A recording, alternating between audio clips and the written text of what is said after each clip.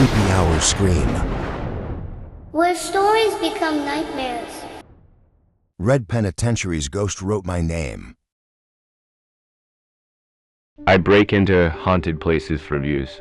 It started as a dare channel, but evolved into something darker. Prisons, tunnels, asylums, I've been inside them all. My videos rake in millions of views, but none of them ever felt truly haunted, until Redwood. Redwood State Penitentiary had been abandoned since 1979. 4 guards went missing the night of a riot. Never found. The place was sealed shut. Locals called it cursed. I called it clickbait gold. I snuck in through a broken service tunnel with just a flashlight, a GoPro, and a bottle of Red Bull. It was 3:02 a.m. As soon as I stepped into the first hallway, the air felt different. Thick, like I was walking underwater.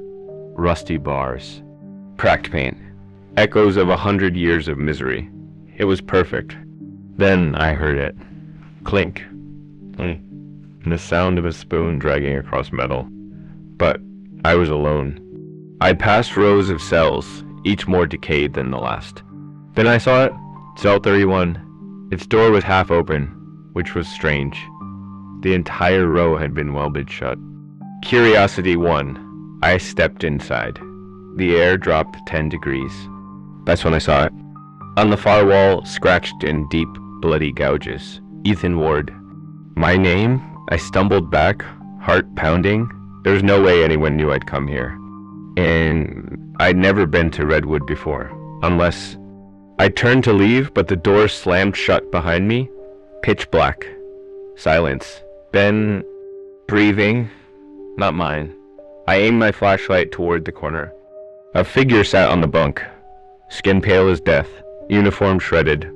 Head cocked sideways. And eyes that stared straight through me. He spoke. You came back. I froze. Who are you? I asked, voice barely a whisper. He smiled. You don't remember? That's okay. They erased it, just like they erased me. The walls began to change, names appearing in fresh scratches, blood pooling from cracks in the floor. He pointed behind me. Look. I turned. The mirror on the cell door wasn't reflecting me. It was showing him wearing my face. Stop, I said. This is a prank, right? He stood, slowly. You were here before, Ethan. You just forgot. You were patient 41 bites. You screamed for weeks until you joined us. No, I muttered. This isn't an asylum. This is a prison. He smiled wider. You think this is Redwood? The floor began to shift. The hallways twisted.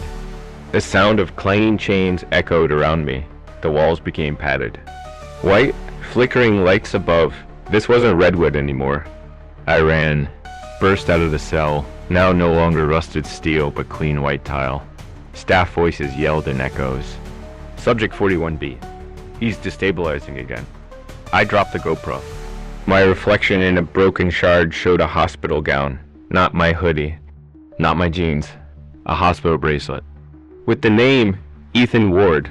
Admitted. 2009. A memory surged. Being dragged into a van. Screaming. Kicking. A needle in my neck. Then darkness. Redwood wasn't a prison. It was a containment facility for people like me. People who saw things. The riot in '79 never happened. Just a cover story. A way to seal away what was inside. And I had been one of them. I had never left. The breathing returned. So close now. I turned.